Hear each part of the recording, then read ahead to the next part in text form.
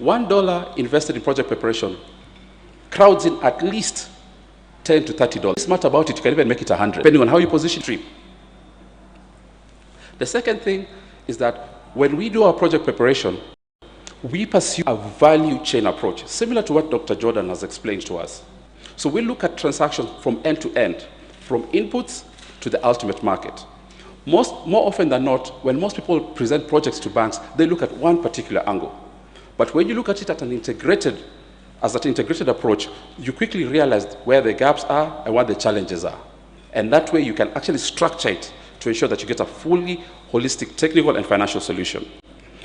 Lastly, mine is just to say that Afreximbank and EDF, we're open for business. We're looking to partner with yourselves, both in the private and the public sector, so that we can support Malawi actualize its Vision 2063. Thank you.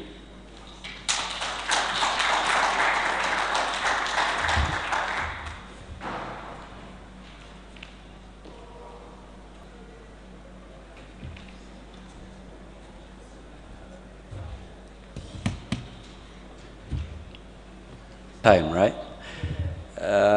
May I just ask you, just stand, just stretch yourself.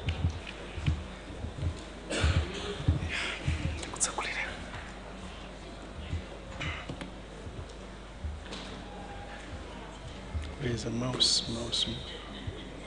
Save it out. Okay. Flip it.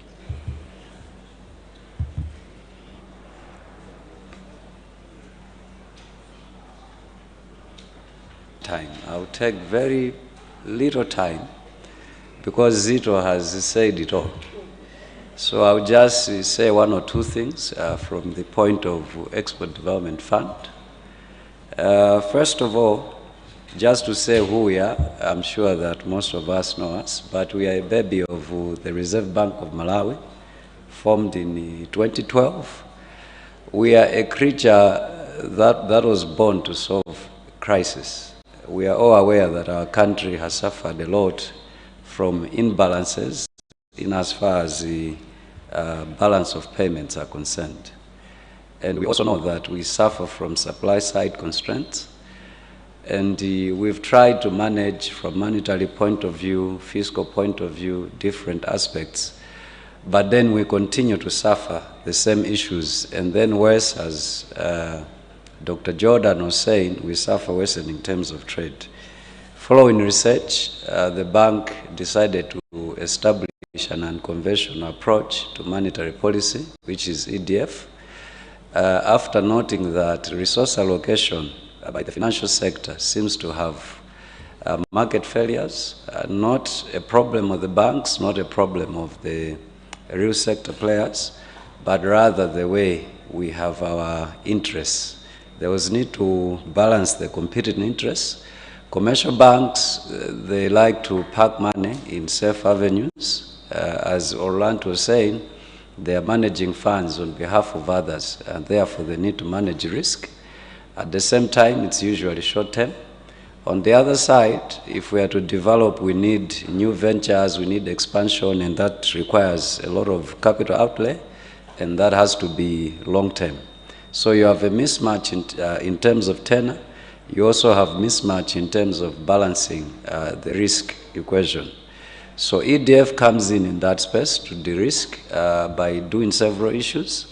Number one is to make sure that we do the project preparation we are talking about. Number two, we do provide guarantees. Number three, we also do funded direct interventions in high-risk projects. Our contribution as we do this, certainly we want to contribute to generation of foreign exchange as well as the tax revenues through export diversification and growth. We also aim at creating jobs, especially preventing exportation of jobs. The more we support industrialization, value addition, the more we have jobs here in country. We also do reach out to strategic projects, distressed institutions that are strategic to the economy, and make sure that they continue to function. Our focus areas, we do focus on agriculture and agro-processing. We focus on export manufacturing, mining, tourism, infrastructure. And in infrastructure, we are talking about trade carrying infrastructure, that which will facilitate cross-border trade. Our products, we've got export parking credit, where we support importation of, not importation, purchase. It can be local importation of raw materials, processing, packaging, and other direct related expenses. We are also looking at contract farming and export agriculture. We are now talking about mega farms in Malawi.